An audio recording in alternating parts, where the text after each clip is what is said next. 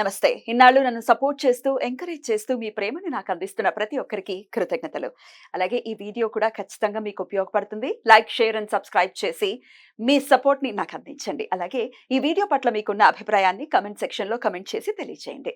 ఇప్పుడు వీడియోని చూద్దాం. నమస్తే. Welcome to our channel. నేను పద్మిని. ప్రస్తుతం మనతో పాటు ప్రముఖ ఆధ్యాత్మికవేత్త, వాస్తు జ్యోతిష పండితులు, లలిత ఉపాసకులు, వాస్తు జ్యోతిష శిక్షణ నిపుణులు బ్రహ్మశ్రీ నానాజీ పట్నాయక్ గారు మనతో పాటు ఉన్నారు. మాట్లాడదాం. సార్ నమస్తే సార్. సార్ ప్రమాదపు అంచున ప్రపంచం 2029 అస్ట్రోనామీలో జరగబోతున్నటువంటి విషయాన్ని ఆస్ట్రాలజికల్ కూడా డెఫినెట్ గా ఆస్ట్రాలజికల్ గా ఒకసారి చూసుకుంటే డెఫినెట్ గా ఇండికేషన్స్ ఉంటాయి. ఎందుకంటే అది ఇంటర్లింక్ అయి ఉన్నటువంటి సబ్జెక్ట్ కాబట్టి, ఒకటే కాబట్టి సబ్జెక్ట్. అయితే ఈ శకలాలు వస్తున్నాయి, భూమిని తాకబోతున్నాయి అనేవి సర్వసాధారణంగా వింటున్నాం. మా అమ్మ చిన్నప్పుడు, మా అమ్మ ఇప్పటికీ చెప్తుంటుంది, 60s అరౌండ్ 60-68 ఆ ప్రాంతంలో స్కై ల్యాబ్ ఒకటి పడబోతుంది అని చెప్పి చాలా ప్రచారం వచ్చేసి అందరూ ఆస్తులు అమ్ముకుని మరి వాళ్ళు ఎంజాయ్ చేశారు. ఇంతకీ దాన్ని బంగాళాఖాతంలో వేసేసారు, పడిపోయేలా చేశారు. ఆస్తులు పోగొట్టుకున్న వాళ్ళు కంగు తిన్నారు. తర్వాత 2012 ఇది కూడా చాలా హంగామా చేసింది. 2012 ఇంకా యుగాంతం అని భయపడిన వాళ్ళు భయపడ్డారు, భయపడిన వాళ్ళు అన్ని పట్టించుకోలేదు. ఇట్లా ఆస్ట్రోనాట్స్ రావటం అనేది సర్వసాధారణమే, వింటూ ఉంటాం. కానీ ఇప్పుడు మాత్రం ఇస్రో అండ్ నాసా చాలా గట్టి సూచన ఇస్తోంది. ఇది చాలా చాలా వేగంగా వస్తోంది. అలాగే 6,000 కోట్ల సంవత్సరాల ముందు ఏదైతే జరిగిందో అదే పరిణామం జరుగుతుంది. ఒకవేళ ఈ శకలం కనుక భూమిని ఢీకొంటే 90% జీవరాశులు ఇదైపోతాయి. మొత్తం అసలు భూమే దానికి ఇదైపోతుంది అని చెప్పి, దగ్ధం అయిపోతుంది అని చెప్పేసి కూడా గట్టిగానే చెప్తున్నారు. దీన్ని ఈజీగా తీసుకోవటానికి లేదు. మరి ఆస్ట్రాలజీ ఏం చెప్తోంది సార్? దీన్ని ఆస్ట్రాలజీ కూడా సపోర్ట్ చేస్తోందా? ఫస్ట్ ఆఫ్ ఆల్ ఏంటంటే, ఇక్కడ మనకి ఆస్ట్రాలజీలో ఏదైనా ఒక తీవ్రమైనటువంటి సంఘటనలు జరగాలి అంటే దానికి కొన్ని సెట్ ఆఫ్ రూల్స్ ఉన్నాయి. మనం ఆల్రెడీ ఒక 1 year బ్యాక్ 2029లో కొంచెం ఈ నిరుద్యోగ సంబంధించిన ఈ AI బాగా డెవలప్ అవడం వల్ల అక్కడ కొంచెం ఆ విషయాలు చూసుకోవాలని మనం మాట్లాడుకున్నాం. ఎక్కడ కూడా ప్రపంచం అంతమైపోతుంది అనేటువంటిది మనం ఎక్కడా చెప్పలేదు. వాళ్ళు ఇచ్చిన డేట్ 13వ తేదీ ఇచ్చారు, 13 ఏప్రిల్ 2029 అని. అయితే ఆ రోజున్న ప్లానటరీ పొజిషన్స్ అసలు నిజంగానే అలాంటి సంఘటన ఏదైనా జరిగేటువంటి యోగాన్ని ఇస్తుందా, అసలు ఉందా అలాంటిది ఏదైనా అని చెప్పి చూసుకుంటే కనుక ఆ రోజు చూడండి, అమావాస్య అవుతుంది, ఆ రోజు అమావాస్య అయిపోయింది. అయితే ఇక్కడ కూడా శని కుజులు అంటే షష్టాష్టకాల్లో ఉన్నాడు. కుజుడు చూస్తున్నాడు శనిని, కానీ గురువుతో ఉన్నటువంటి శని. ఇది మనం గురువుతో ఉన్న కుజుడు మనం అర్థం చేసుకోవాలి. కుజ ఇంట్లో శని సార్, మరి కుజుంట్లో శని అనేటువంటిది ఇది కొంచెం న్యాచురల్ కర్మకారకుడు కాబట్టి ఇది మనం అందుకే ఆ రోజు మనం చూసి ఇది ప్రొఫెషనల్ రిలేటెడ్ గా ఇక్కడ నుంచే మనం ఎవరైతే ఉన్నారో బిజినెస్ వైపు వెళ్ళాలి, ఎంతసేపు జాబ్ మీద ఆధారపడి ఉండొద్దు, ఈ AI ప్రభావం అక్కడ ఇంకా పెరిగే ఛాన్స్ ఉంది అనేటువంటిది ఆ రోజు మనం చెప్పుకున్నాం. సో అయితే ఇక్కడ ఏంటంటే ఇది ఎక్కడా కూడా ప్రపంచాన్ని వినాశనం అయిపోవడానికి మాత్రం చేయట్లేదు.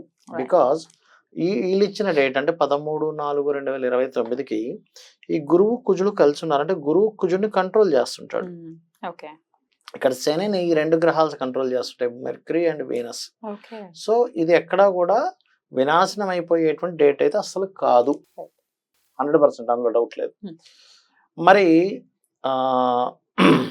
ఇంకోటి ఏంటంటే దీన్ని ఈ రాహుకేతువులు ఇలా ఉన్నప్పుడు ఎప్పుడు కూడా ఏదైతే అందరూ ఇది అసాధ్యము అయిపోయింది, ఇంకా మొత్తం మునిగిపోయింది అన్నప్పుడు అది రివర్స్ అవుతాయి ఈ రాహుకేతులు ఇక్కడ ఉన్నప్పుడు. అంటే రాహు ధనస్సులో మళ్ళీ ఇదే ఇక్కడ రాహు ఇక్కడ కేతు ఉంటే దాన్ని కోదండరామ్ యాక్సిస్ అంటారు. అంటే ఎవరి జన్మ జాతకంలో అయినా ఇక్కడ రాహు ఇక్కడ కేతు ఉన్నాడు అనుకోండి, వాళ్ళు ఇది అసాధ్యము అని అనుకునేది వాళ్ళు సాధ్యం చేసి చూపిస్తారు ఆ జాతకులు. అమేజింగ్. రాముడు జాతక చక్రంలో ఉంటుంది అది కోదండరామ్ యాక్సిస్, ఇక్కడ రాహు ఇక్కడ కేతు. వాళ్ళు సముద్రంలో ఉంగరం పడేసి కూడా తీసుకురాగలరు. అందుకే శ్రీరామచంద్రమూర్తి అంతమంది సైన్యంతో ఒక బ్రిడ్జ్ కట్టి, సముద్రం మీద బ్రిడ్జ్ కట్టడం మామూలు విషయం మానవ మాత్రుడికి, వెళ్ళి అక్కడ రావణాసురుని సంహరించి సీతాదేవిని తెచ్చుకున్నాడు ఆయన యుద్ధంలో ఓడించి. అయితే ఇక్కడ ఈ కాంబినేషన్స్ ఎక్కడా కూడా అటువంటివి ఏమీ చూపించట్లేదు అనేటువంటి జ్యోతిష్ శాస్త్రం చాలా స్పష్టంగా చెప్తుంది. 100% సేఫ్. దాని గురించి ఏమీ భయపడాల్సిన పని లేదు. కాకపోతే ఇక్కడ ఇది ఒక 2.5 సంవత్సరాలు ఉంటాడండి శని. ఎప్పుడు ఎంటర్ అవుతున్నారు సార్ శని ఆయన యాక్చువల్గా మేషరాశిలో? 2028 ఫిబ్రవరి లాస్ట్ వీక్ లో ఎంటర్ అవుతున్నాడు. అంటే ఆల్మోస్ట్ 2028 ఫిబ్రవరి 26, 27 డేట్స్ లో ఇక్కడికి వస్తాడు శని భగవానుడు. 28 లో ఎంటర్ అవుతున్నాడు. అంటే అప్పటికే మనకి ఇక్కడికి సంవత్సరం 2 నెలలు అవుతుంది ఇక్కడికి వచ్చే శని. ఇది 2.5 years ఉంటాడు. అందుకే మనం ఆ రోజు ఏం చెప్పామంటే 28 ఫిబ్రవరి నుంచి ఒక 2.5 సంవత్సరాలు శని ఇక్కడ సంచరిస్తుంటాడు. న్యాచురల్ 10th లార్డ్, ఈయన న్యాచురల్ 10th లార్డ్ వెళ్ళి నీచబడ్డాడు కాబట్టి కొంచెం అప్పటికల్లా మీరు సెట్ చేసేసుకోండి. ఈ ఇంకొక ఒకటే జాబ్ ఒకటే కాకుండా ఇంకొక ఆదాయం కూడా సెట్ చేసుకోవాలి. ప్రతి ఒక్కరు సొంతంగా ఏదైనా చేసుకోవాలన్నాం. కానీ అది ఎక్కడా కూడా ఏదో వచ్చి భూమిని డ్యామేజ్ చేసేటి మాత్రం కనిపించట్లేదు. బికాస్ ఆఫ్ శుభగ్రహాలు జన్మజాతకంలో ఏంటంటే మనం ఎప్పుడైనా జన్మజాతకం కావచ్చు, గోచారాలు జరిగేటువంటి ఇబ్బందులు కావచ్చు, ఈ రెండిటికి గనక శుభగ్రహాల సంబంధం ఉన్నప్పుడు ఎలాంటి ఏదో శకలం వచ్చేసి భూమి మొత్తం బద్దలైపోవడం, కొన్ని ప్రదేశాలు మొత్తం ఏదో అయిపోవడం మాత్రం అస్సలు జరగదు. అంటే ఎందుకంటే ఈ విషయం మనం ఎందుకు క్లారిటీగా చెప్తున్నాం అంటే చాలా మంది తెలియక అది ఎలాగో పోతుంది కదా అని చెప్పి వాళ్ళ బాధ్యతలు మర్చిపోయే ఛాన్సెస్ ఉంటాయి. ఉన్న ఆస్తులు ఇప్పుడు మీరు ఇందాక అన్నారు స్కై ల్యాబ్ పడిపోతుందని కొంతమంది ఆస్తులు అమ్మేసుకున్నారు. తీరా చూస్తే అయ్యో అనవసరంగా అమ్ముకున్నాను. అప్పుడైతే ఇంకా పాపం తెలియదు కదా. తెలియదు అంటే ఇక్కడ ఇన్నోసెంట్ అని కాదు, ఎవరైనా తప్పుదో పట్టించవచ్చుగా. ఒక్కరు పాడైపోయినట్టు. ఇప్పుడు ఏముంది అసలు భూమి బద్దలైపోతుంది, ఉంచుకొని ఏం చేస్తావు, ఎంజాయ్ చేద్దాం బాబా అలాంటివి చేయకండి. ఎందుకంటే మనకి కల్కి పురాణంలో భూమికి అంటే నిత్యం లేసేవాళ్ళు, భూమికి అంటున్నా ఈ చెట్టు ఇంత చిన్న మొక్క దాని చెట్టు మీద ఏదో ఉంటుంది అంటారు మొక్క, దానికి నిత్యం లేసేవాళ్ళు పుడతారట. అలాగే ఈ భూమి ఎండింగ్ కలికి అవతారం కల్లా మనిషి యొక్క ఆయుష్ 16 సంవత్సరాలు బ్రతికితే అబ్బా చాలా బ్రతికేటరా అంటారు. అండ్ లిలిపుట్స్ లాగా ఇంత ఉంటారట. ద్రాక్షారామంలో కూడా అలాంటి చిన్నది గుడి ఉంది, లిలిపుట్స్ ఎంటర్ అయ్యేలా కదా. ఎందుకంటే మనకి గతంలో చాలా సార్లు ఇలాంటివి ఇక్కడికి ఎండ్ అయిపోతుంది అక్కడికి ఎండ్ అయిపోతుంది చాలా వచ్చాయి. ఇది కూడా అలాంటిదే. అదేమీ వచ్చి దీనికి వద్దదో అది పక్క నుంచి వెళ్ళిపోతుంది, అందులో ఎటువంటి డౌట్ లేదు.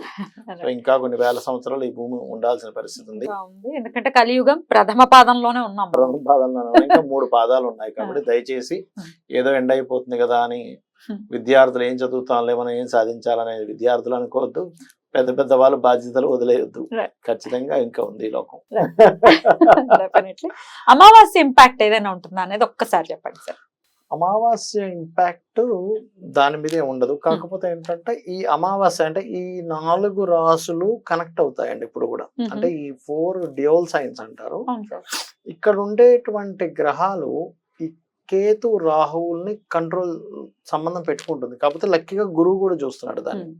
అంటే ఏంటి, ఇప్పుడు చూడండి, ఇప్పుడు మనకి ఇప్పుడు ఎంత జోరుగా సాగుతుందో దగ్గర అవుతున్నా కొద్దీ దీని అడ్వర్టైజ్మెంట్ కొంచెం పెరుగుతూ ఉంటది. ఇంకేముంది వచ్చేసింది. అప్పుడు కొంతమంది ఏదైనా కొంచెం మానసిక స్ట్రెస్ గురయ్యే ఛాన్స్ ఉంటుంది. ఎందుకంటే అమావాస్య వచ్చినప్పుడు ఈ రాహుకేతువుల్లో కానీ మనకి అందుకే చూడండి గ్రహణాలు పడతాయి ఇక్కడ ఉన్నప్పుడు. ఇంకోటి ఏంటంటే ఎప్పుడు కూడా ఇలాంటివి సంభవించాలంటే కాలసర్ప యోగంలో ఉండాలి గ్రహాలని. కాలసర్ప యోగంలో కూడా లేవు గ్రహాలు ఆ టైంలో. ఎందుకంటే రాహుకేతులు అవతల కొన్ని గ్రహాలు ఇవతల కొన్ని గ్రహాలు. కాలసర్ప యోగం దోషం అంటే యోగం మొత్తం ఇటు వచ్చేస్తాయి. అంటే రాహుకేతులకు అటుగాని ఇటుగాని ఉంటాయి పూర్తి గ్రహాలు. సో అది కూడా లేదు. సో పాయింట్ నెంబర్ 1 కాలసర్ప యోగం లేదు. ఈ 2 గ్రహాలు చూసుకోవాల్సిన శుభగ్రహాలతో కనెక్టివిటీ పెట్టుకొని ఉన్నాయి. మనకి కలికి అంటే మన కలిపురుషుడికి సంబంధించిన ఆవిర్భావం కానీ ఇవన్నీ చూసుకుంటే అప్పటికి ఉండేటువంటి పరిస్థితులు ఇంకా చాలా ఉన్నాయి.